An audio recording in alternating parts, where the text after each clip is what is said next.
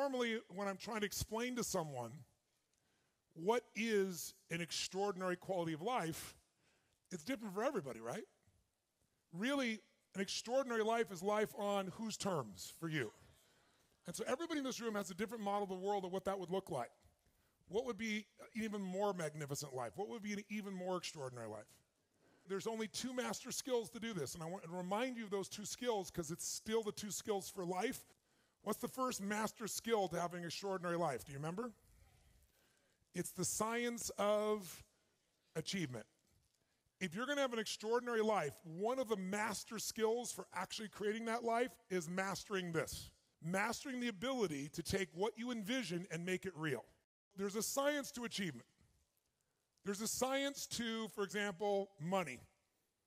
I just spent 4 years, as most of you know, interviewing 50 of the smartest people on the planet financially.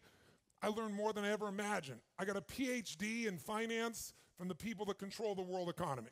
And they're all people that were not part of the Lucky Sperm Club.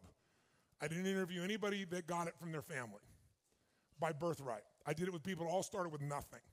And I began to see there's common patterns. And once you know what those patterns are, I don't care if you're young or old. I don't care what your color is. I don't care what your gender is. I don't care what country you're from.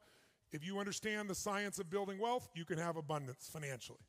If you violate those rules, either because you're ignorant to them or because you just don't apply them, you're going to have financial stress.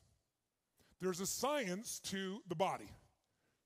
Everyone here is biochemically different, but there's certain fundamental rules, laws, that if you violate them, you're going to have a lack of energy. If you really violate them, you're going to have dis-ease in the body. That's what it means, dis-ease.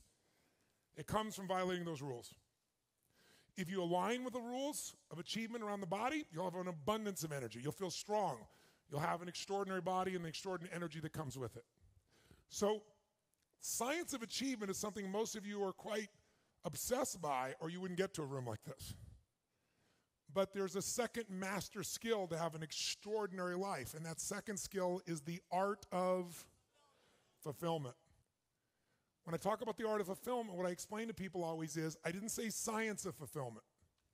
Why not? Because it's different for everyone, just like art. What one person thinks is beautiful, somebody else might think is ugly. So if you want to know what's beautiful, as many people there are on earth, it's an art because everyone has a different view. If you want to know what God loves, the universe loves, go to the forest and see it. It's called massive diversity. It isn't a science. It's an art. But that art, unmastered, will create an ugly life. An ugly life. And the phrase I use most often that I hope you've heard me say and you take it in once again maybe deeper is, success without fulfillment is the ultimate failure. Success without fulfillment is the ultimate failure. But if we don't physically make a decision how we're going to live, then we'll show up like everybody else because the human mind is not going to make you happy. This brain of yours won't do it. You have to direct it. And there's no worse fate than to achieve everything and not be fulfilled. How many have had the days where you achieved this huge goal and your brain always wanted it and you got it and then your brain went, is this all there is? Who's been there? It's the worst experience. It's worse than failing, isn't it? Because most of you are achievers, so failure never stops you. You just look at it as a little bump on the road. I'll try something, what? But when you succeed and you fail, when you succeed and you're not fulfilled, that's scary.